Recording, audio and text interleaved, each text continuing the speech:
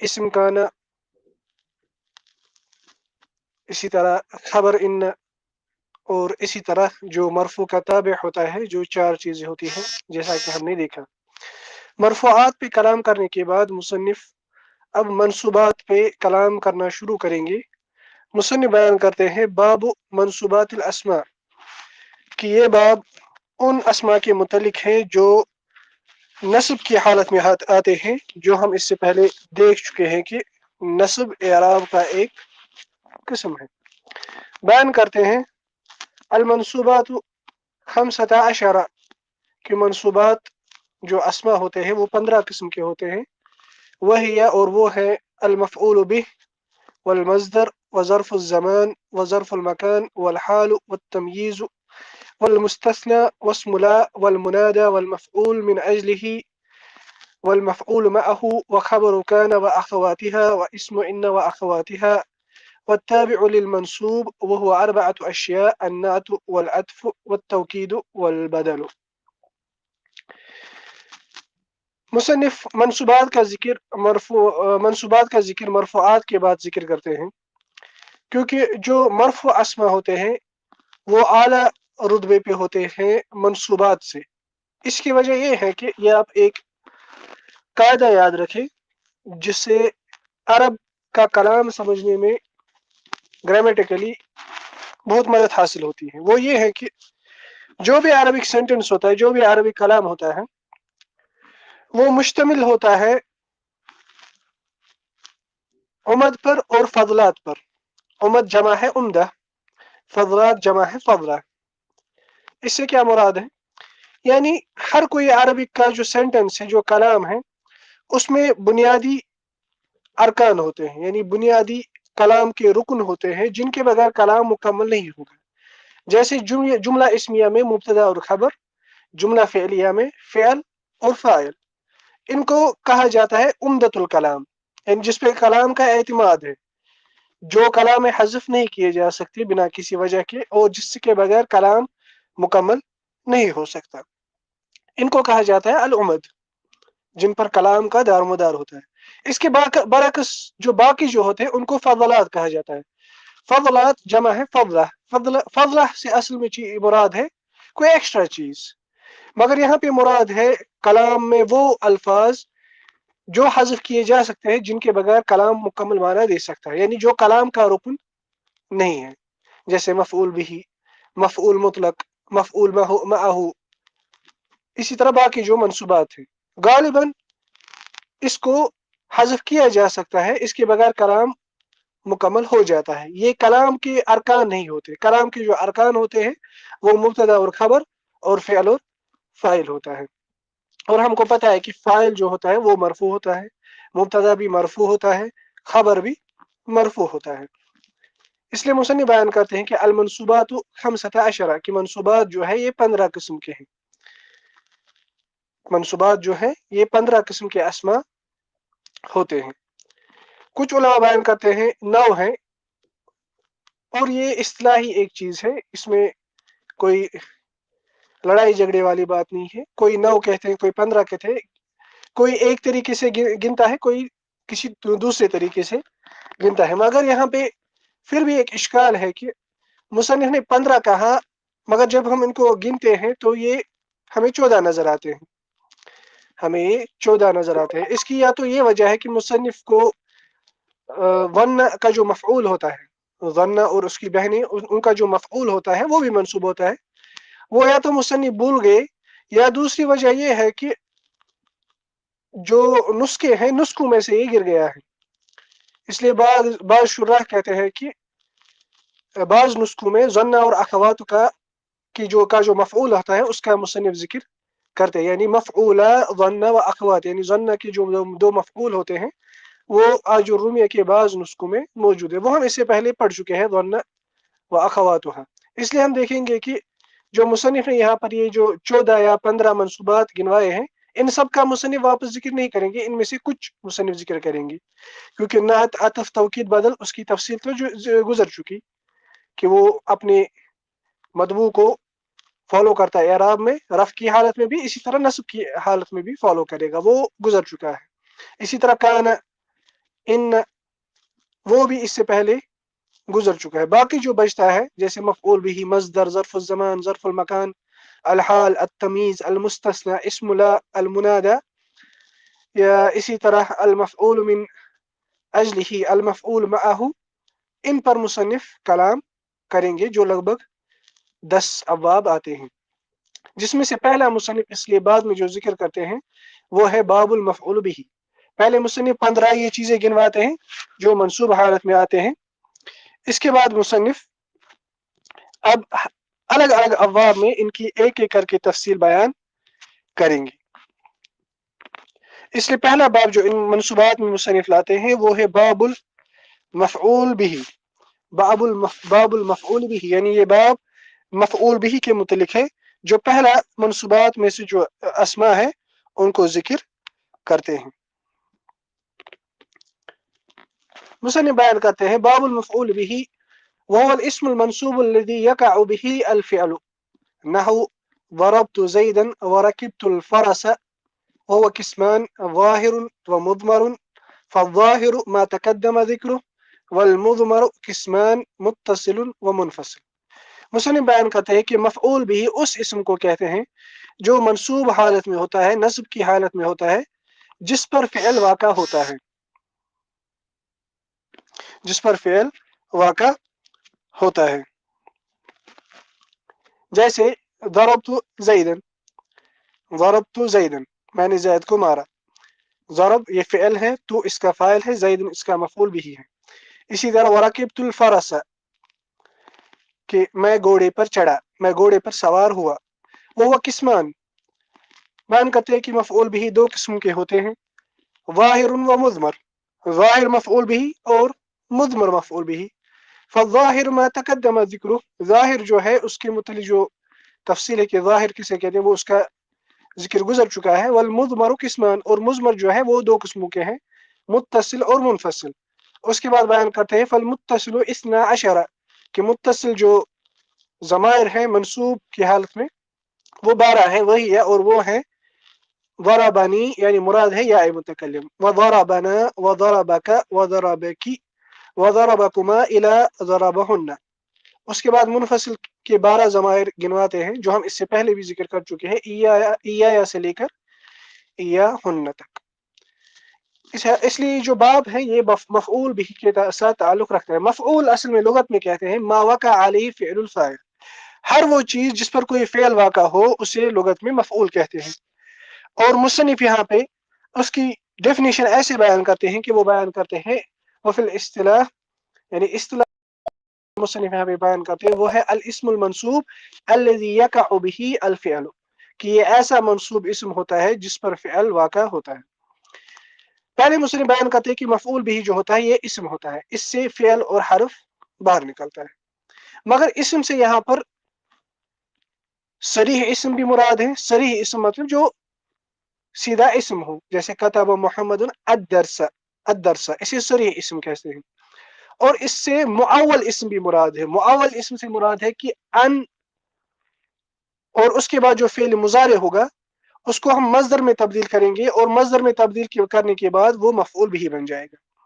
मज़दर में तब्दील करने के बाद वो मफऊल बिही बन जाएगा। मसलन मैं कहूंगा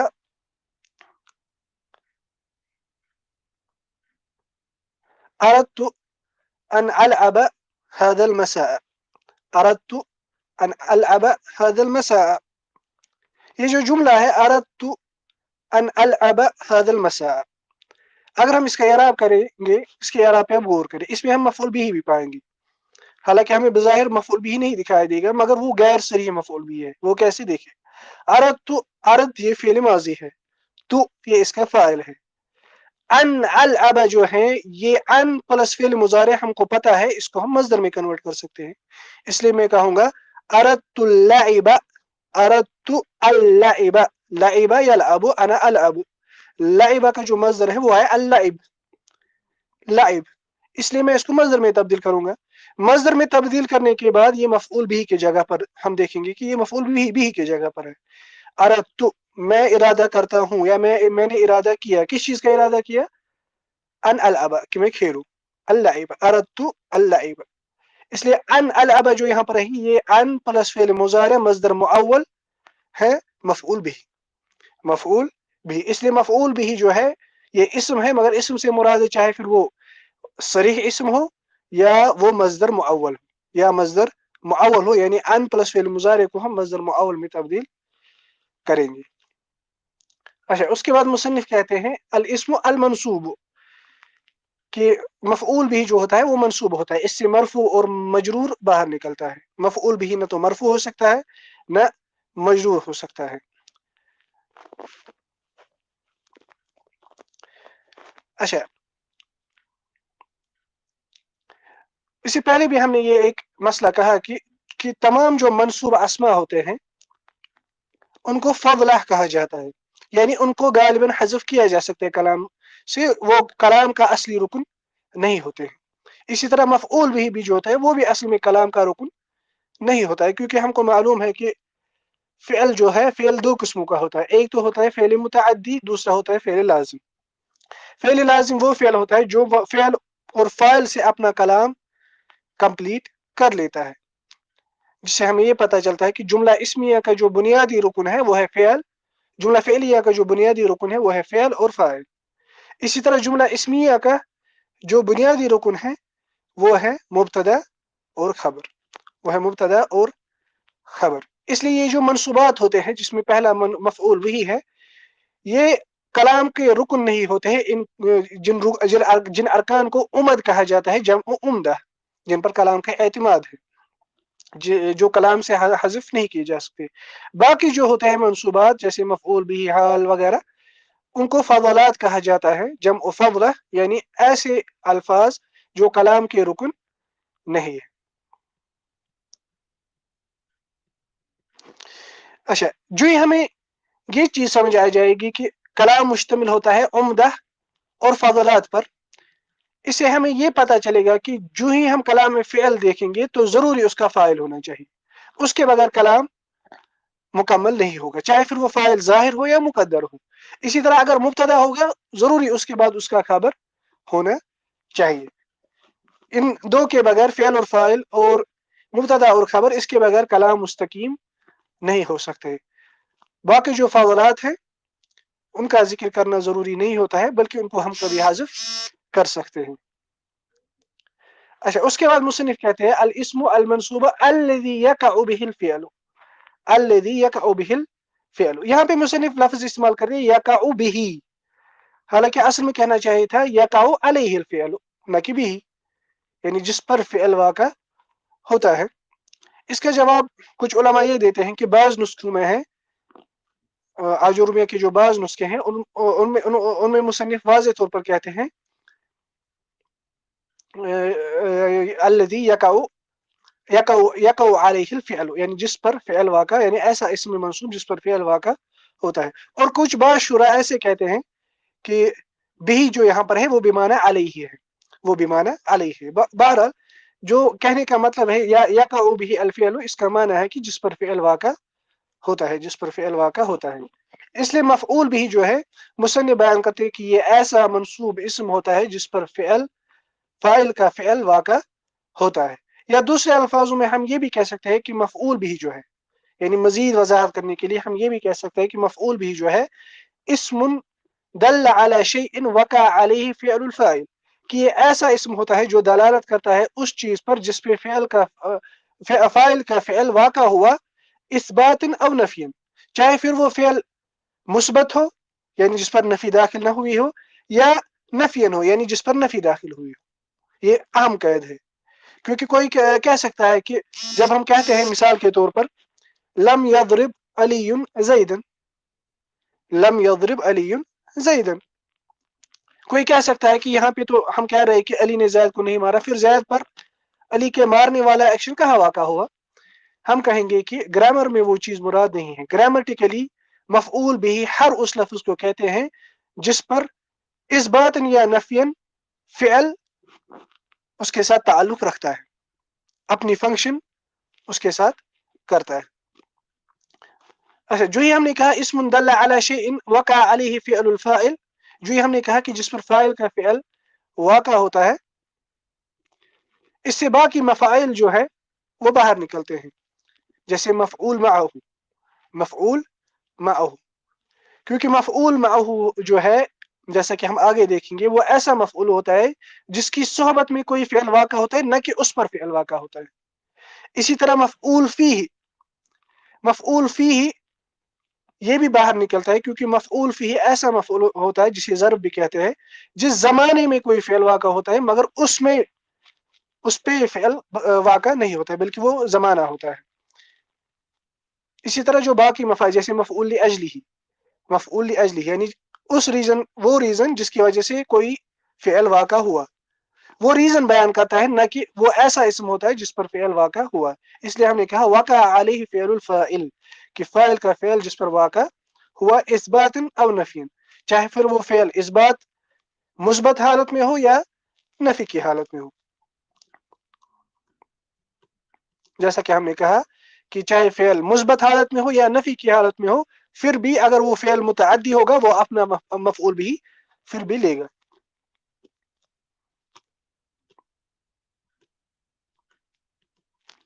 अच्छा, मुसन्निफ़ फिर मिसाल देते हैं, बयान करते हैं, नाहू कौलिका, जैसे कि तुम्हारा ये कहना, ज़रबतु ज़ैदन व रकिबतुल फ़रस। ज़रबतु ज़ैदन, अगर हम इसका इराब करेंगे, हम कहेंगे ज़रब फ़िअलुन माज़िन मबनियुन अला सुकून, क्योंकि यह यहाँ पर ज़रब तो बा पे सुकून, ता ये इसका फ़ाइल है, ज़ैदन मफ़ऊल बिही मंसूब है, व अलामत नस्बिही अल फ़तहतु ज़ाहिरतु अला आखिरिही, और इसकी नस्ब की जो अलामत है वो ज़ाहिर फ़तह है इसके आखिरी हरफ पर। इसी तरह दूसरा जो जुमला मुसन्निफ़ बयान करते हैं, रकिबतुल फ़रस, कि मैं घोड़े पर सवार हुआ, रकिब ये फ़िल माज़ी है मबनियुन अला सुकून, रकिब तो इसका ज़मीर फ़ाइल है, फी महल रफ़, क्योंकि ज़माइर मबनी होते हैं, अल फ़रस ये मफ़ऊल बिही मंसूब है, और इसमें भी जो नस्ब की अलामत है वो है अल फ़तहतु ज़ाहिरा। इन दोनों मिसालों में हम देखते हैं कि इनमें तीनों शर्तें पाई जाती है, इनमें तीनों यानी ज़ैद और अल फ़रस, इसमें दोनों चीजें शर्तें पाई जाती है। एक तो ये कि ये दोनों इस्म है, दूसरा ये कि ये मंसूब हालत में है, और तीसरा ये कि इन पर ज़ैद पर जो है उस पर तु जो फाइल है उसका एक्शन वाक़ा हुआ। इसी तरह रकीब तु जो है फाइल, उसका एक्शन वाक़ा हुआ अल फ़रस पर।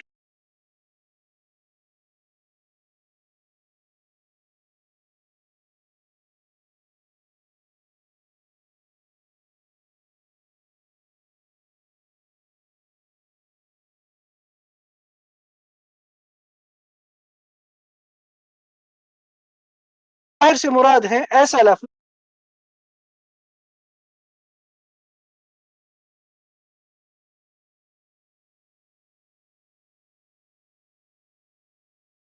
की ज़रूरत होती है, ऐसी दलील पाई जानी चाहिए कि ज़मीर जो होता है वो या तो फर्स्ट पर्सन पर दलालत करता है, या सेकंड पर्सन यानी तकल्लुम पर दलालत करता है, या खिताब पर दलालत करता है, या गैबत यानी थर्ड पर्सन पर दलालत करता है।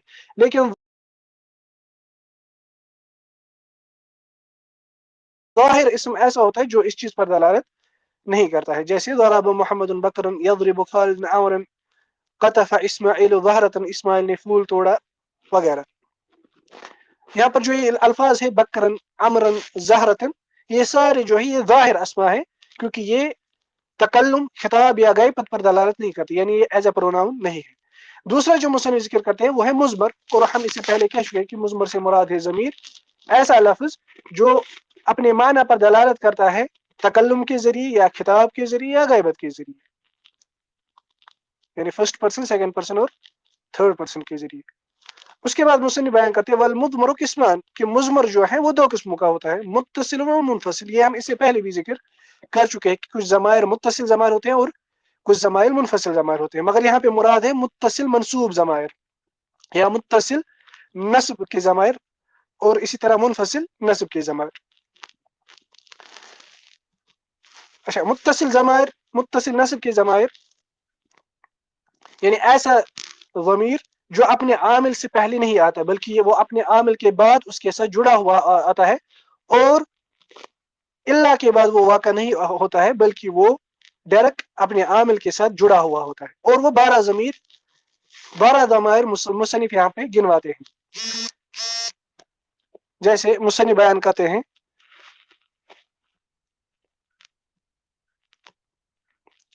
ضربني ضربنا وضربك وضربك وضربكما وضربكم وضربكن وضربه وضربها وضربهما وضربهم وضربهن.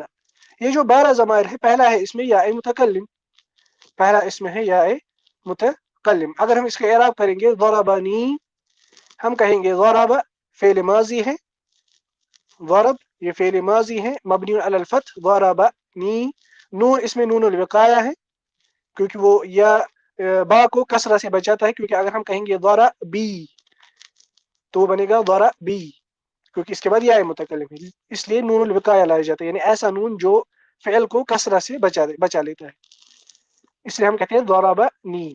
یہ غالباً یا المتکلم کے ساتھ لگتا ہے. اچھا، اس کے بعد جو یا ہے یا متکلم، یہ ضمیر ہے مبنی علی السکون، کیونکہ ہم نے کہا کہ تمام ضمائر مبنی ہوتے ہیں، مگر فی محل نصب، چونکہ یہ مفعول بھی ہے، ضربنی اس نے یعنی کسی شخص نے مجھے مارا، یا متکلم یہاں پہ مفعول بھی ہے فی محل نصب.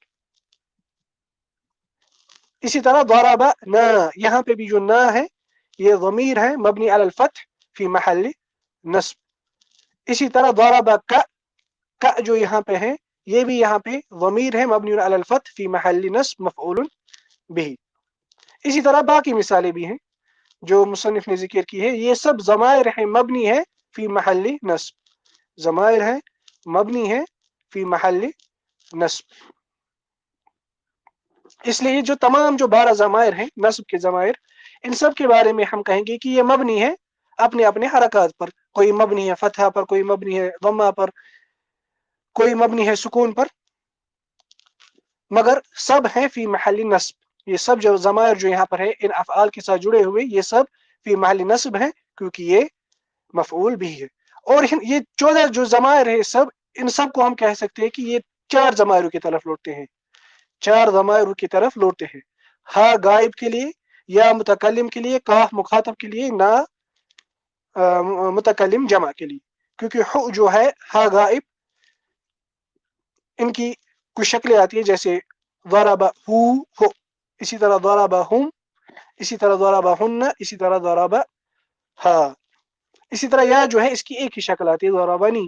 اسی طرح کاف الخطاب جو ہے کاف ضمائر، اس کی بھی مختلف شکلیں آتی ہیں جیسے کم، کما وغیرہ. کن نا جو ہے اس کی ایک ہی شکل آتی ہے. ٹوٹل یہ 12 شکلیں ہیں جو نصب کے ضمائر آتے ہیں جو لوٹتے ہیں انہی 4 ضمائروں کی طرف، ہا الغیبہ، کاف الخطاب، یا المتکلم اور نا المتکلمین.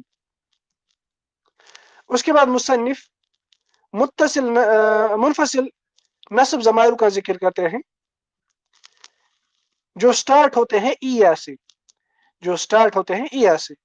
اور بعض نحویین کہتے ہیں کہ یہ سب جو ضمائر ہے جو ایا سے سٹارٹ ہوتے ہیں نصب کے ضمائر،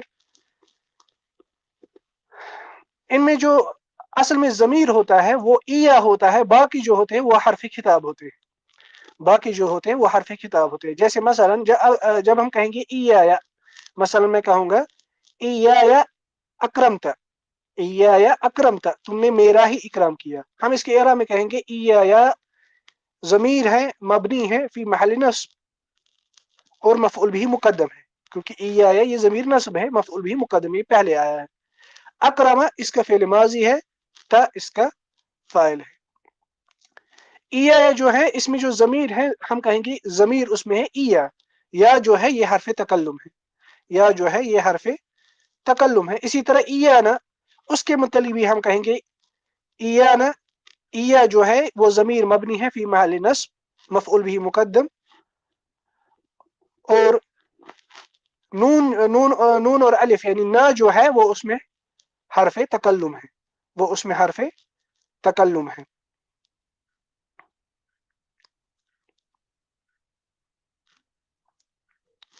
جو جمع پر دلالت کرتا ہے. اسی طرح ایا کا اس کے بارے میں بھی ہم کہیں گے کہ اس میں جو اصل میں ضمیر ہے وہ ہے ایا، کاف جو ہے وہ حرف کتاب ہے. یا تو آپ ایسا کہیں یا آپ یہ کہیں کہ سارا ضمیر ہے، یہ کوئی ایسا مسئلہ نہیں. یا ہم کہیں گے سارا ایا یا سارا ضمیر ہے، یا جیسے کہ بعض نحات کہتے ہیں، ہم کہیں گے کہ یا ضمیر ہے، باقی جو اس کے ساتھ جو حرف جڑا ہوا ہے، چاہے یا ہے، کاف ہے، یا نون ہے، یا کوئی اور ہے، وہ حرف خطاب ہے، یا حرف تکلم ہے، یا حرف غیبہ ہے۔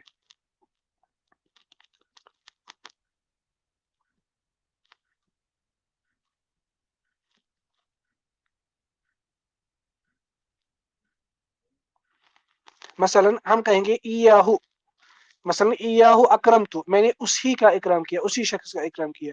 ہم اس کے اعراب میں کہیں گے ایا جو ہے، اس میں ایا جو ہے یہ مفعول بھی مقدم ہے فی محل نصب، ہو جو ہے ایاہو، ہو جو ہے یہ علامت الغیبہ ہے مذکر کے لیے، یا حرف غیبہ ہے، یعنی ایسا حرف اس کے ساتھ جڑا ہوا ہے جو غیبت پر دلالت، تھرڈ پرسن پر دلالت کرتا ہے، اور جو ضمیر اس میں ہے وہ ہے ایا۔ اچھا، ایک اور مسئلہ جو مفعول بھی کے باب کے ساتھ تعلق رکھتا ہے وہ ہے تعدد المفعول بھی، کہ مفعول بھی مختلف آ سکتے ہیں، یعنی ایک ہی مفعول بھی ضروری نہیں ہے، کسی فعل کے دو مفعول بھی ہو سکتے ہیں، اور کچھ افعال ایسے بھی ہیں جو گنے چنے ہیں جن کے تین مفعول بھی آتے ہیں، اس لیے کچھ افعال ایسے ہوتے ہیں جن کا ایک مفعول ہوتا ہے، کچھ افعال ایسے ہوتے ہیں جن کے دو مفعول ہوتے ہیں، جیسے ظن و اخواتها، اور کچھ افعال ایسے ہوتے ہیں جیسے جن کے تین افعال ہوتے ہیں، جن کے تین افعال ہوتے ہیں۔ ایک مفعول کی مثال جیسے کہ ہم اس سے پہلے دیکھ چکے ہیں، جیسے ضرب زید عمرا مثال کے طور پر۔ دو مفعولوں کی مثال، مثلا سورۃ الکہف میں اللہ سبحانہ وتعالیٰ کہتے ہیں وَتَحْسَبُهُمْ أَيْقَاظًا وَهُمْ رُقُودٌ، وَتَحْسَبُهُمْ أَيْقَاظًا وَهُمْ رُقُودٌ، کہ تم ان کو گمان کرو گے کہ وہ سوئے نہیں ہیں حالانکہ وہ سوئے ہوئے ہیں۔ وَتَحْسَبُهُمْ أَيْقَاظًا، اگر ہم اس کا اعراب کریں گے، تحسب یہ فعل مضارع ہے، ہم اس کا پہلا ضمیر ہے، ایقاظاً یہ اس کا دوسرا مفعول بھی ہے، یہ اس کا دوسرا مفعول بھی ہے۔ اسی طرح جو ظن و اخوات جو ہم اس سے پہلے دیکھ چکے ہیں، وہ بھی دو مفعول لیتے ہیں جو اصل میں مبتدا اور خبر ہوتے ہیں، جو اصل میں مبتدا اور خبر ہوتے ہیں۔